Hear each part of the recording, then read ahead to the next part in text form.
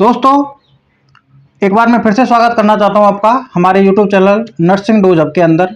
Pharma की study में अपन आज स्टार्ट करने वाले हैं सिस्टमेटिक फार्मेकोलॉजी, जिसके अंदर अपना पहला सिस्टम है कार्डियोवैस्कुलर सिस्टम। देखिए, कार्डियोवैस्कुलर सिस्टम की दवाइयों को अपन बहुत बेहतरीन तरीके से, बहुत ईजी वे में, बहुत सिंपल लैंग्वेज में और बहुत सिंपल लैंग्वेज में और अपन बाई ट्रिक यानी कि ट्रिक के साथ में पढ़ेंगे। बस आप वीडियो के अंत तक बने रहिएगा, ठीक है साहब। बात करते हैं अपन drugs act on cardiovascular system. Basically अपन कार्डियोवैस्कुलर सिस्टम के अंदर सबसे महत्वपूर्ण और जो आपकी इंपॉर्टेंट दवाई है ना, जो कि कौन सी आपकी एंटी हाइपरटेंसिव ड्रग्स है ना, बार बार एग्जाम में पूछी जाती है। आरयूएचएस और अदर यूनिवर्सिटी एग्जाम है उसके अंदर बार बार पूछी जाती है। उसके बाद आपकी है एंटी एंजाइनल ड्रग्स, यानी कि ऐसी दवाइयां जो कि चेस्ट पेन को ठीक करने के लिए काम में ली जाती है। अगली दवाई है आपकी कौन सी, एंटी एरिथमिक ड्रग्स, यानी कि ऐसी दवाइयां जो कि तुम्हारे एरिथमिया को ठीक करने के लिए काम में ली जाती हैं। अगली दवाई है आपकी कौन सी, लिपिड लोअरिंग एजेंट, यानी कि ऐसी दवाई जो कि आपके शरीर के अंदर लिपिड को कम करने के लिए काम में ली जाती है, यानी कि ऐसा पर्सन जिसके अंदर किसका लेवल बढ़ रहा है, कोलेस्ट्रॉल का लेवल बढ़ रहा है। तो लास्ट और बहुत ही ज्यादा इंपॉर्टेंट किसकी दृष्टि से, एग्जाम की दृष्टि से बहुत ज्यादा इंपॉर्टेंट आपकी drugs use to heart failure है ना, इनको अपन बोलते हैं कार्डियक ग्लाइकोसाइड्स ड्रग्स। आगे बात समझ में, तो मैंने आपको यहाँ पे इंट्रोडक्शन दिया है drugs act on cardiovascular system. Basically 5 दवाइयां होती हैं आपकी, 5 कैटेगरी की दवाइयां होती हैं। Anti hypertensive drugs, anti anginal drugs, anti arrhythmic drugs, lipid lowering agent and drugs use to heart failure, यानी कि हार्ट फेल्योर के अंदर काम आने वाली दवाइयां। स्टार्ट करते हैं अपन। सबसे पहली कैटेगरी दवाई कौन सी है साहब, एंटी हाइपरटेंसिव ड्रग्स। नाम से पता लग रहा है ये जो दवाइयां है ना, वो किसको ट्रीट करने के लिए काम में ली जाती हैं, हाइपरटेंशन को ट्रीट करने के लिए काम में ली जाती है। अब देखिए, अपन बात करते हैं हाइपरटेंशन के बारे में। सर हाइपरटेंशन क्या होता है, तो हाइपरटेंशन एक ऐसी कंडीशन होती है जिसके अंदर आपका जो ब्लड प्रेशर है, यानी कि आपका जो बीपी है ना, वो किससे ज्यादा हो जाएगा, 140/90 mm ऑफ Hg से ज्यादा हो जाएगा। कहने का मतलब ऐसी कंडीशन जिसके अंदर पर्सन का सिस्टोलिक ब्लड प्रेशर कितने से ज्यादा हो जाए, 140 mm ऑफ Hg से ज्यादा हो जाए, और आपका डायस्टोलिक प्रेशर कितने से ज्यादा हो जाए, बोले सर 90 mm ऑफ Hg से ज्यादा हो जाए। तो इस कंडीशन को अपन क्या बोलते हैं, हाइपरटेंशन बोलते हैं। और हाइपरटेंशन को ट्रीट करने के लिए जो दवाइयां यूज में आती हैं उनको अपन बोलते हैं एंटी हाइपरटेंसिव ड्रग्स। आगे बात समझ में। अब देखिए, आगे अपन बात करते हैं कि हाइपरटेंशन को ट्रीट करने के लिए कौन कौन सी दवाइयां यूज में ली जाती हैं। तो आपके आरयूएचएस एग्जाम की दृष्टि से आप एंटी हाइपरटेंसिव ड्रग्स को याद रखने के लिए एक ट्रिक यूज लीजिएगा, ABCD,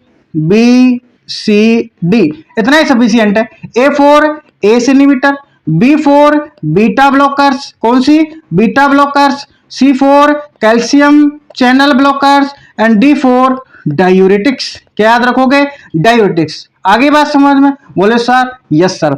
इसके अलावा आपकी कुछ और दवाइयां हैं, जैसे आपकी nitric oxide रिलीजर, potassium channel openers, nitrates and रास इनहिबिटर, है ना साहब। देखिए, मैं आपको एक बात बता दे रहा हूं, यदि आपको सीबीएस की फार्मा बहुत बेहतरीन तरीके से पढ़नी है तो आप क्या कीजिएगा, एक बार रास सिस्टम को ढंग से पढ़ लीजिएगा। कौन से सिस्टम को, रास सिस्टम को ढंग से पढ़ लीजिएगा। आगे बात समझ में। करना क्या है आपको, कुछ नहीं करना, अपने चैनल पे जाना है, वहां पे मैंने वीडियो अपलोड कर रखी है किसकी, रास सिस्टम के बारे में। मात्र 10 से 15 मिनट की वीडियो है, एक बार आप उसको देखिएगा एंड आपको बहुत बेहतरीन तरीके से समझ में आ जाएगा रास सिस्टम, ठीक है साहब। तो अपन बात करें थे किसके बारे में, एंटी हाइपरटेंसिव ड्रग्स के बारे में। मैंने आपको बता दिया था 4 दवाई आप मेनली याद रख लेना, ABCD, A for S inhibitors, B for beta blockers, C for calcium channel blocker and D for diuretics, ठीक है साहब। फार्मा की स्टडी में आगे अपन बात करते हैं किसके बारे में, बात करते हैं साहब, एस इनहिबिटर्स के बारे में बात कर रहे हैं। देखिए, नाम से पता लग रहा है एस इनहिबिटर्स, यानी कि ऐसी दवाइयां किसको इनहिबिट कर रही हैं सर, एस को इनहिबिट कर रही हैं। अब एस क्या होता है, एंजियोटेंसिन कन्वर्टिंग एंजाइम, एक ऐसा एंजाइम जो क्या कर रहा है, एंजियोटेंसिन को कन्वर्ट कर रहा है। किसके द्वारा सीक्रेट किया जाता है, ये लंग्स के द्वारा सीक्रेट किया जाता है। आगे बात समझ में। कंप्लीट इंफॉर्मेशन लेने के लिए आप हमारी रास सिस्टम की वीडियो देख लीजिएगा। फिर आपको ये दवाई आराम से बहुत इजी वे में समझ में आ जाएगी। अब देखिए एस इनहिबिटर्स जो होती है ना वो किसके लिए काम में ली जाती है साहब, आपके माइल्ड टू मॉडरेट हाइपरटेंशन को ट्रीट करने के लिए काम में ली जाती हैं। आगे बात समझ में, ठीक है साहब। एग्जाम्पल आप इसके याद रख लीजिएगा, enalapril, lisinopril, captopril and perindopril. पहचान बता देता हूं, ऐसी दवाइयां जिनके सफिक्स क्या लग रहा है साहब, प्रिल लग रहा है। कहने का मतलब जिनके एंड में प्रिल लग रहा है ना वो आपकी दवाइयां कौन सी होती हैं, एस इनहिबिटर्स होती हैं सर। कौन सी दवाइयां होती हैं आपकी, एस इनहिबिटर होती हैं। अब देखिए इसके रिगार्डिंग बहुत इंपॉर्टेंट क्वेश्चन देखने को मिलता है। आपका जो एनालाप्रिल है ना वो कौन सी दवाई है आपकी, प्रोड्रग है। कौन सी दवाई है साहब, प्रोड्रग है। प्रोड्रग का मतलब क्या होता है, मैंने आपको फार्माकोडायनामिक्स के अंदर बताया था। प्रोड्रग्स ऐसी दवाइयां होती हैं जिनको अपन क्या करते हैं, इनएक्टिव फॉर्म में एडमिनिस्टर करते हैं साहब। किसके अंदर एडमिनिस्टर करते हैं अपन, इनएक्टिव फॉर्म के अंदर एडमिनिस्टर करते हैं और बॉडी में जाने के बाद ये क्या हो जाती है, एक्टिव हो जाती है। Okay sir. उसके बाद अपना अगला एग्जांपल है लिसिनोप्रिल, कैप्टोप्रिल। अब देखिए कैप्टोप्रिल के रिगार्डिंग आपको एक बहुत ही इंपॉर्टेंट क्वेश्चन याद रखना है जो कि बार बार किसके अंदर भी पूछा जाता है, नॉर्सेट and other nursing competitive exam के अंदर भी पूछा जाता है। कैप्टोप्रिल क्या होती है आपकी, देखिए सबसे पहली डिस्कवर्ड एस इनहिबिटर है। यदि आपसे कोई पूछ ले तो फर्स्ट डिस्कवर्ड एस इनहिबिटर तो आपकी कौन सी है, कैप्टोप्रिल। इसके अलावा आपको क्या याद रखना है, C4 कैप्टोप्रिल एंड C4 कफ। कफ में भी आपका कौन सा, ड्राई कफ। कौन सा कफ सर, ड्राई कफ। कहने का मतलब आपकी जो कैप्टोप्रिल होती है ना उसका साइड इफेक्ट क्या होता है साहब, मोस्ट कॉमन साइड इफेक्ट कफ यानी कि ड्राई कफ होता है। आगे बात समझ में, रूट की बात करें तो आपकी ये दवाइयां कौन से रूट से एडमिनिस्टर की जाएंगी, ओरली। आगे बात समझ में, ओरल रूट से अपन को इन दवाइयों को देना है। ठीक है साहब। आगे अपन बात करते हैं किसके बारे में, मैकेनिज्म ऑफ एक्शन के बारे में बात करते हैं सर। किसके बारे में बात करते हैं, मैकेनिज्म ऑफ एक्शन के बारे में बात करते हैं। तो देखिए बार बार आपसे वही बात बोलूंगा, जब तक आपके रास सिस्टम समझ में नहीं आएगा ना तब तक आपके एस इनहिबिटर भी आपके समझ में नहीं आएगी। अरे यस और नो, बोले तो यस सर। देखिए सबसे पहली बात क्या काम करता है सर, ये आपके एंजियोटेंसिन फर्स्ट को, आपका जो एस एंजाइम होता है वो क्या काम करता है, आपके एंजियोटेंसिन फर्स्ट को किसके अंदर कन्वर्ट करता है सर, सेकंड के अंदर कन्वर्ट करता है। मैं क्या बोल रहा हूं आपको, आपका जो एस एंजाइम होता है वो क्या करता है, एंजियोटेंसिन फर्स्ट को किसके अंदर कन्वर्ट करता है सर, एंजियोटेंसिन सेकंड के अंदर कन्वर्ट करता है। कौन करता है, आपका एस एंजाइम। अपन ने क्या किया, एस को ब्लॉक कर दिया। किसको ब्लॉक कर दिया सर, एस को ब्लॉक कर दिया। तो क्या होगा, आपका जो एंजियोटेंसिन फर्स्ट है ना वो किसके अंदर कन्वर्ट नहीं हो पाएगा, एंजियोटेंसिन सेकंड के अंदर कन्वर्ट नहीं हो पाएगा। तो मैकेनिज्म एक्शन का सबसे पहला यही है, enzyme inhibition block the conversion of angiotensin first to angiotensin second. उसके बाद देखिए आपका एंजियोटेंसिन क्या काम करता है साहब, बेजो कॉन्स्ट्रिक्शन करता है। आपका एंजियोटेंसिन क्या काम करता है सर, बेजो कॉन्स्ट्रिक्शन करता है। एंजियोटेंसिन जो सेकंड है वो क्या काम करता है, आपका बेजो कॉन्स्ट्रिक्शन। और अपन ने क्या कर दिया, एस को ब्लॉक कर दिया, यानी कि एंजियोटेंसिन सेकंड का फॉर्मेशन नहीं होगा। और जब एंजियोटेंसिन सेकंड का फॉर्मेशन नहीं होगा तो क्या नहीं होगा साहब, बेजो कॉन्स्ट्रिक्शन नहीं होगा। तो इसका अपोजिट एक्शन कौन सा हो गया, बेजो डायलेशन। तो आपकी जो एस इनहिबिटर जो दवाइयां होती है ना वो क्या कॉज कराती है साहब, बेजो डायलेशन कराती है। आगे बात समझ में, बोले तो यस सर। आगे अपन बात करते हैं किसके बारे में, हार्मोनल सिक्रेशन। अपन ने पढ़ा था रास, रेनिन एंजियोटेंसिन एल्डोस्टेरोन सिस्टम। आगे आप पढ़ोगे एस क्या करता है साहब, एंजियोटेंसिन सेकंड का फॉर्मेशन कराता है। एंड एंजियोटेंसिन सेकंड आपका किसका सिक्रेशन करवाता है सर, एल्डोस्टेरोन का सिक्रेशन करवाता है। किसका सिक्रेशन करवाता है, एल्डोस्टेरोन का सिक्रेशन करवाता है। और एल्डोस्टेरोन क्या करता है साहब, सोडियम एंड वाटर का रीएब्जॉर्प्शन करवाता है। किसका रीएब्जॉर्प्शन करवाता है सर, सोडियम एंड वाटर का रीएब्जॉर्प्शन करवाता है। अपन ने क्या किया, एस को ब्लॉक कर दिया। एस को ब्लॉक कर दिया तो एल्डोस्टेरोन का सिक्रेशन नहीं होगा। और जब एल्डोस्टेरोन का सिक्रेशन नहीं होगा ना तो क्या होगा साहब, आपके वाटर का रीएब्जॉर्प्शन नहीं होगा। और वाटर का रीएब्जॉर्प्शन नहीं होगा तो बीपी नहीं बढ़ेगा। और एंटी हाइपरटेंसिव ड्रग्स का अल्टीमेट पर्पस क्या है, क्या नहीं बढ़े इसका पेशेंट का, बीपी नहीं बढ़े सर। बोले तो यस सर। आगे बात समझ में, हाँ जी साहब। आगे अपन बात करते हैं साहब फ्लूइड रेगुलेशन। किसके बारे में बात करते हैं साहब, फ्लूइड रेगुलेशन। डायरेक्टली नहीं बट इनडायरेक्टली। कहने का मतलब होता क्या है, आपका जो एंजियोटेंसिन सेकंड होता है ना वो क्या करता है साहब, आपके एडीएच का सिक्रेशन करवाता है। किसका सिक्रेशन करवाता है,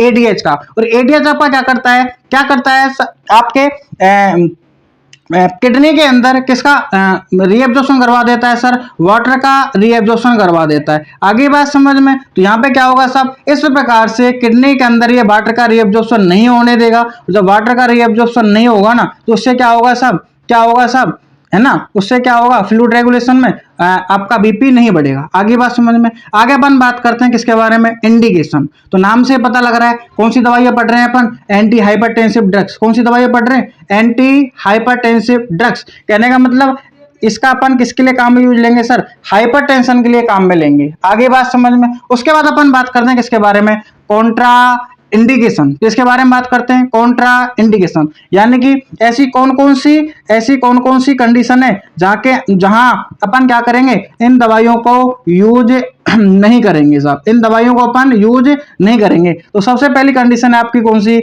बायलैटरल रीनल आर्टरी डिजीज, यानी कि कोई ऐसा पर्सन जिसको क्या है, किडनी डिजीज है। कौन सी डिजीज है सर, किडनी डिजीज है, उसके अंदर अपन इनका यूज नहीं करेंगे। अगली कंडीशन है आपकी प्रेगनेंसी, यानी कि प्रेग्नेंट लेडी को इन दवाई को एडमिनिस्टर नहीं करना है, क्योंकि ये क्या करती हैं, आपकी फीटस के अंदर रीनल एजेनेसिस कॉज करवा देती है। क्या कॉज करवा देती है साहब, रीनल एजेनेसिस, है ना। आपको एक टर्म बता रहा हूं मैं, टेरेटोजेनिक ड्रग। कौन सी टर्म बता रहा हूं मैं आपको, टेरेटोजेनिक ड्रग। आपकी जो एस इनहिबिटर है ना, वो कौन सी दवाई है साहब, आपकी टेरेटोजेनिक ड्रग है।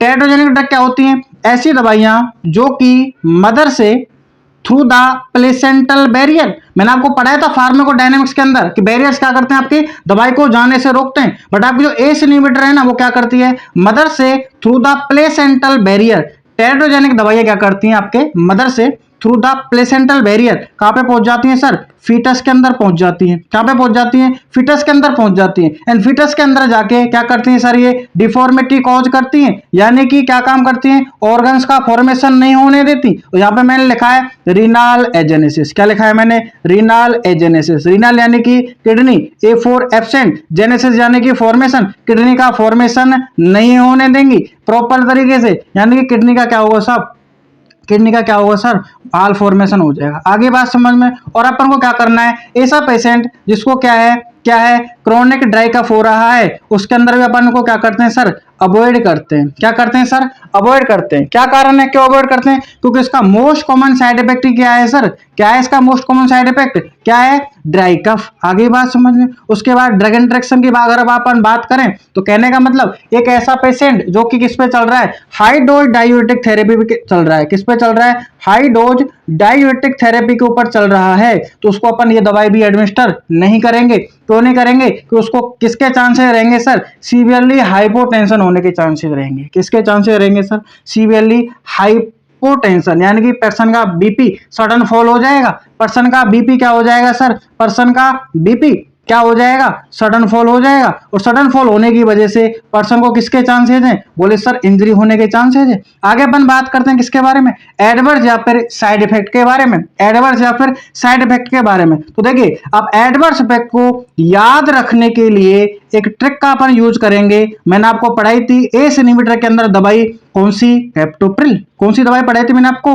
कैप्टोप्रिल। तो आप याद रखिएगा, निमोनिक कैप्टोप्रिल। C4 कफ, C4 कफ, कफ में भी कौन सा सर, ड्राई कफ। और बहुत ही इंपॉर्टेंट नर्सिंग कॉम्पिटिटिव एग्जाम के अंदर क्वेश्चन देखने को मिलता है, the most common side effect of ACE inhibitor, तो कौन सा होता है आपका, ड्राई कफ। इसके अलावा एंजियो एडिमा, ब्लड वेसल्स के अंदर एडिमा देखने को मिलेगा। इसके अलावा आपका प्रोटीन यूरिया, आगे बात समझ में, यूरिन के अंदर प्रोटीन का लॉस होगा। इसके अलावा टेस्ट चेंज, पर्सन का क्या चेंज हो जाएगा सर, टेस्ट चेंज हो जाएगा। इसके अलावा ऑर्थोस्टैटिक हाइपोटेंशन, मैंने आपको अभी बताया था, पर्सन का बीपी क्या हो जाएगा, सडन फॉल हो जाएगा। अब देखिए ऑर्थोस्टैटिक हाइपोटेंशन कंडीशन क्या होती है, जब आप मान के चलिए कोई पर्सन है जो कि लंबे टाइम से किस स्टेट में है सर, बोले तो स्लीपिंग कंडीशन के अंदर है। आगे बात समझ में, यानी कि वो रेस्ट कर रहा है, और जो एक साथ खड़ा होगा ना, तो उसका सडन बीपी फॉल हो जाएगा। क्या हो जाएगा, उसका सडन बीपी फॉल हो जाएगा। सडन बीपी फॉल होने की वजह से पर्सन को क्या हो जाएगा साहब, गिर जाएगा पर्सन, उसको इंजरी होने के चांसेस रहेंगे। अगला आपको क्या याद रखना है, प्रेगनेंसी कॉन्ट्रा इंडिकेशन, यानी कि अपन इसको क्या करते हैं, प्रेगनेंसी के अंदर कॉन्ट्रा इंडिकेट करते हैं सर। क्या करते हैं सर, प्रेगनेंसी के अंदर कॉन्ट्राइंडिकेट। कारण क्या है? क्योंकि ये फीटस के अंदर क्या कॉज करवा देती है? बोले तो सर रीनल एजेनेसिस। क्या कॉज करवा देती है? Renal agenesis. आगे अपन बात करते हैं रीनल इंपेयरमेंट, वही बात है, ठीक है सर। इचिंग पर्सन के अंदर क्या करती है सर? ये एलर्जिक रिएक्शन कॉज करती है। एंड लास्ट आप याद रखिएगा लो ब्लड प्रेशर। तो ये आपके क्या हो गए? इसके side effect and adverse effect हो गए सर। अरे बात समझ में आई क्या? बोले तो यस सर। आगे अपन बात करते हैं किसके बारे में? Role of nurse. इसके बारे में बात करते हैं साहब। रोल ऑफ नर्स, आपकी क्या जिम्मेदारी रहेगी जब पर्सन किसके ऊपर है? सब किसके ऊपर है? एस इनहिबिटर दवाई ले रहा है। सबसे पहले लैब मॉनिटरिंग। आपको क्या करना है? रेगुलरली मॉनिटर करना है किसको? कंप्लीट ब्लड काउंट को। किसको मॉनिटर करना है? कंप्लीट ब्लड काउंट को। हाँ, एक बात और याद आ गई आपको, क्या करना है? देखिए ये जो दवाई है ना, पर्सन के अंदर क्या कोच करवाती है? एग्रेनुलोसाइटोसिस कोच करवाती है। क्या कोच करवाती है ये? एग्रेनुलोसाइटोसिस। देखो नाम से पता लग रहा है, ए फॉर एब्सेंट ग्रेनुलोसाइट। कहने का मतलब ये ग्रेनुलोसाइट का काउंट ये क्या करवा देती है? कम करवा देती है। ग्रेनुलोसाइट आपकी क्या होती है? बोले सर ये डब्ल्यूबीसी होती है। क्या होती है? डब्ल्यूबीसी। और डब्ल्यूबीसी का फंक्शन क्या होता है? आपको इम्यूनिटी प्रोवाइड करवाना। क्या फंक्शन होता है डब्ल्यूबीसी का? आपको इम्यूनिटी प्रोवाइड करवाना। इस वजह से ये दवाई आपकी क्या कर, इस जब पेशेंट किस पे है? एस इनहिबिटर पे है, तो आपको क्या करना है? कंप्लीट ब्लड काउंट चेक करते रहना है बार बार। क्योंकि पर्सन का अगर डब्ल्यूबीसी ज्यादा कम हो गया, बहुत ज्यादा कम हो गया, तो पर्सन को किसके चांसेस रहेंगे? इन्फेक्शन होने के चांसेस रहेंगे। आगे बात समझ में। उसके बाद डेली असेसमेंट। क्या चेक करना है आपको? पर्सन के वाइटल्स मॉनिटर करने। वाइटल्स के अंदर आपका blood pressure and pulse rate आपको बार बार क्या करना है? मॉनिटर करना है। अगला आपको क्या याद रखना है? यदि पर्सन का बीपी कितने से ज्यादा आ रहा है? 140/90 mm से ज्यादा आ रहा है, तो आप क्या करोगे? फिजिशियन को इन्फॉर्म करोगे। और आपका पल्स रेट कितने से ज्यादा आ रहा है? 100 बीट पर मिनट से ज्यादा आ रहा है, तो भी आप क्या करोगे? डॉक्टर को इन्फॉर्म करोगे। आगे बात समझ में। इसके अलावा आपको क्या याद रखना है? ऑर्थोस्टैटिक केयर, यानी कि आपके पेशेंट को बताना है, क्या बताना है? कि भाई साहब आप क्या कीजिएगा? प्रोलॉन्ग्ड बेड रेस्ट के बाद में, यदि आप लंबे टाइम से बेड रेस्ट पे हैं, तो आपको पोजीशन आपकी कैसे चेंज करनी है साहब? स्लोली, बोले तो धीरे धीरे। आगे बात समझ में। एक साथ खड़ा नहीं होना है, क्योंकि आप एक साथ खड़े हो गए तो आपको किसके चांसेस रहेंगे? फॉल के चांसेस रहेंगे। और फॉल होने की वजह से आपको किसके चांसेस रहेंगे?